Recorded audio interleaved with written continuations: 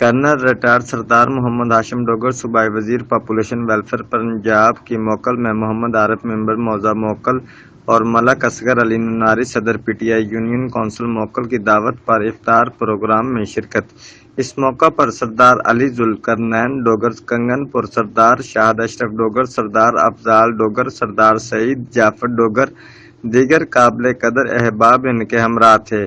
افطاری کے بعد کارنر میٹنگ میں صوبائی وزیر پاپولیشن اینڈ ویلفیئر پنجاب نے موکل میں ترقیاتی کاموں کے لیے 50 لاکھ روپے اور جیتی والا میں 25 لاکھ روپے کے ترقیاتی منصوبوں کا اعلان کیا۔ رپورٹ چودھری جنید سرور، تحصیل رپورٹر، جیو ایکسپریس نیوز، چونیا۔